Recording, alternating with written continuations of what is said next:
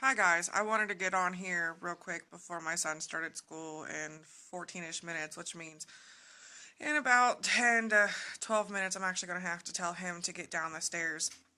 I'm also trying to do some stuff on my computer while I talk, so if I'm not looking at the computer or at this thing, that's why. I wanted to get on here a little bit and talk about reasons why people don't make the lifestyle changes that they need for a healthier life, specifically why I didn't want to. It took me almost 11 months to decide to sign up for this kind of program. And it was a lot of back and forth with me and my coach, asking a lot of questions and talking about what I was wanting and what I was expecting and everything. But I never really, like, only a couple people actually know why I didn't want to eat better and work out and everything. Um, as most of you know from other posts that I've put on Facebook, I have been chubby. Started out as chubby and then got to overweight, what my doctor would consider obese, when I hit puberty at 10 and a half. My hormones kind of went a little crazy, and I went from a stick thin little girl, like stick thin, like crazy thin, to being the chubby kid in fifth grade, my second year of fifth grade. I repeated fifth grade. First year of fifth grade, that is a completely different story that maybe one day I will actually share, but it was not my teacher's fault. It was my fault. Uh, yeah. So, my second year of fifth grade, I'll actually go back a little bit. My first year of fifth grade, I started wearing training bras. That part of puberty had kicked in. Training bras, and honestly, I thought training bras were adorable. They had little flowers and bunnies and hearts and stuff on them. But anyways, so had training bras my first year of fifth grade. My second year of fifth grade, I started gaining weight. It was not a lot of gaining weight, but it was enough that I was chubbier, or as I like to call it, fluffier than my female classmates. And being at the age that we were, the boys started to notice that I was bigger than the other girls, and they would make comments about my weight. The girls would make comments about what I was wearing. Like if I wore a skirt, I'd hear, "You're too fat to wear that skirt." Who, like, seriously, it's fifth grade. Why do you give a crap what I'm wearing in fifth grade? Like, come on. We're just now getting to that point where boys no longer have cooties and we think they're cute. Like, get over it. I had fat thighs and I thought I looked hot in my damn skirt, so get over it. But as time went on, I started gaining more weight. By the time I was in eighth grade, I wore a size 18. And for an eighth grader, a size 18 is big. I was extremely self conscious about that. Not only was I a size 18 in pants, I was a full D in bras. I That was embarrassing shit for me. Um, I was super self conscious about what I wore, which was weird though, because I always wore really tight shirts. I didn't mind the fact that I had boobs, it was the fact that I had weight everywhere else. So I'd wear tighter shirts and super baggy pants. So, I mean, this is being overweight is something that I've known since I was 10. And yeah, there have been times where I've lost weight. Went to summer camp when I was, oh crap, 12, I think, 12 or 13. And I ended up losing 10 pounds because I'm a super picky eater and I refused to eat anything that they cooked for us to eat at camp. And we had to walk uphill both ways. That actually walk uphill both ways to get to the mess hall for food. And being the extremely picky eater I am with country blood in me, I only ate bread and butter. Like, I would have a butter sandwich, as I called it. And that's the only thing I ate because everything else they cooked I did not like, so I wouldn't eat it.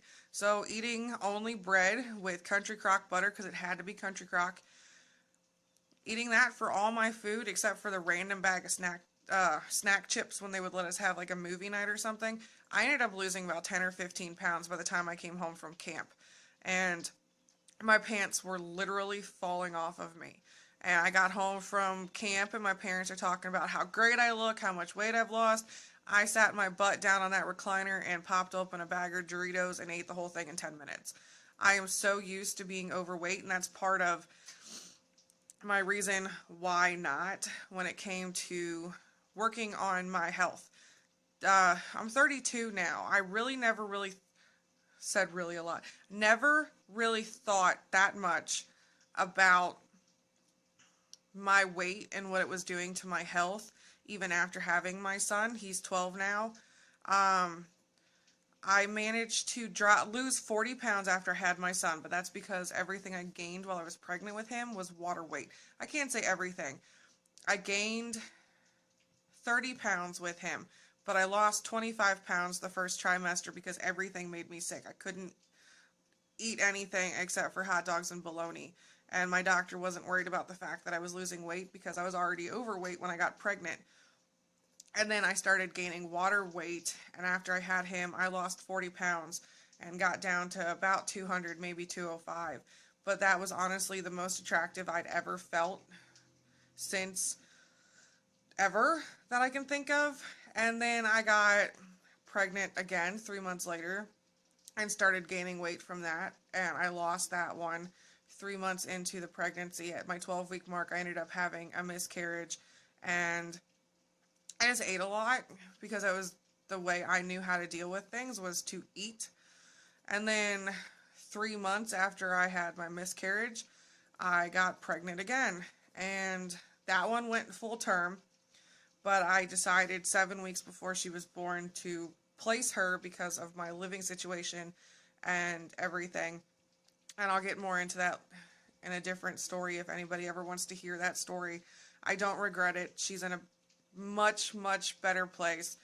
But since the age of 10 and a half, getting back to my story because I'm kind of getting off track, I have been overweight. I have been used to it. Yeah, I've been miserable throughout the years with being overweight, with how other people have treated me. Never really felt confident enough to lose the weight, which is part of my reason why not, why I can't lose the weight, because I've never really felt confident enough in myself.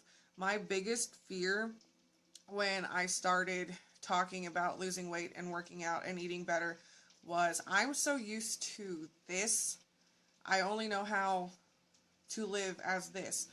And I've always heard of something called the fat girl mentality, where you lose all the weight, but then you still see yourself as the person you were before you started the journey in the mirror. Like, your clothes are telling you that you're a smaller size, but your mirror and your mind are telling you that you haven't done anything, that you're still the same bigger person you always were. And that was a huge fear of mine, that I would be stuck in that mentality where no matter what, I would still see myself as how I was before I started losing the weight. And I finally decided, after almost 11 months of talking to my coach, to finally make the change. Finally say, okay, I need to do this. I can do this. I will do this. Because the whole process of losing the weight, you have to work on yourself too. Like, mentally yourself. Like, personal development and everything. Because, yeah, you can change the outside, but changing the outside is not going to matter unless you change the inside. So when I finally signed up and I got my challenge pack and everything, I started looking at personal development and what I could read to work on my inside, since I was working on my outside. And it helped tremendously. Like, I cannot say enough good things about how much it helped, because I had amazing results for me when I started. I started with a 21-day program, working out 6 days a week. Should have been 7, but I hated yoga, so I didn't do yoga. That was my rest day. The first week and a half, I was doing one 30-minute workout 6 times a week. By the time I got to the last week and a half, I was doing 2 workouts a day because I had actually started seeing changes. There were rolls that were disappearing. My clothes fit better. I could actually look down and see feet instead of stomach. And I realized right then and there that my fear of having fat girl mentality, as it's called, I wish there was a nicer name for it, but my fear of having fat girl mentality, I had nothing to worry about because I'd already proven in 3 weeks that I can see my body changing while going through this process. So that's my biggest why not. And I've managed to overcome that. And then I got injured. I hurt my knee back in June, and I wasn't able to work out the way I wanted to. After 2 months, the pain went away, so I started working out again, and I started pushing my body farther than it was ready for at that time, and I ended up injuring myself, which is why I get to have an MRI done on my knee to see exactly what damage I did to my knee, because I got a little cocky and moved wrong and twisted my knee in a way it shouldn't have twisted. And that unfortunately became my next why not, like why I can't. Because my knee hurts. It hurts to sit, it hurts to stand, it hurts to lay down, walking hurts. So in my mind, it was, what is the point if I'm just going to end up causing myself pain? And then I realized there are positions I can stand in that do not hurt. And wouldn't you know it, those positions coincide with the arm workouts that I enjoy doing with my weights. So I can't do them as much as I want to because after a set amount of time, it does start to bother my knee because I'm standing and using extra weight with the weights. But I can do it.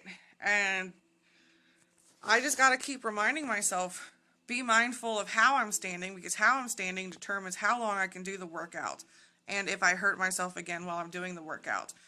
And I'm going through the process of finding out exactly what's wrong with my knee so I can get it fixed, so I can get back into doing the workouts that I absolutely love to do.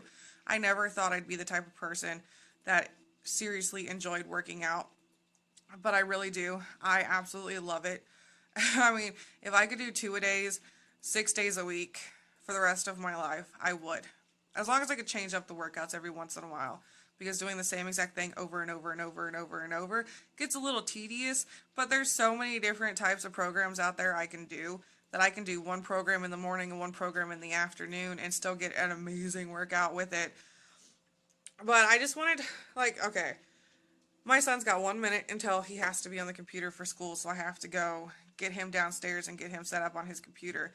But I just wanted to get on here for a few minutes and talk to you guys a little bit about me personally, what I went through to talk myself out of doing this, and how I realized that I was talking myself out of something that I really had not a good enough excuse for, because your why I can't, your why nots are never stronger than your why I can or your whys. My why is so that I can be around a lot longer for myself, my son, and my nieces, and so that my health is as best as it possibly can be, because my cholesterol's high. I mean, it's been high since I was 17. Doesn't help that I ate like crap growing up. But to better my health, to be here for my sons, to feel more confident, to feel more attractive, to just be all around happy, I guess, because I mean, I can be happy like this. I'm happy like this. But I know I can be happier when I start seeing my life going the direction I've always intended it. So I want you guys to seriously think about your reasons why you can't, and then your reasons why you want to, and see which one is a better reason. I want you guys to really think about that. And then I want you to message me with your why nots and your whys, and we can go from there. I mean, you don't even have to sign up for anything. Just let me know what your why nots and whys are, and we can go from there, and I can help you figure out how to do things at home or mixed in with what you're already doing. So I hope you guys have a great day. I went over, by 2 minutes. Now my son's going to be a minute late for class. But I'll talk to you guys later, and I hope you have an amazing day. Bye.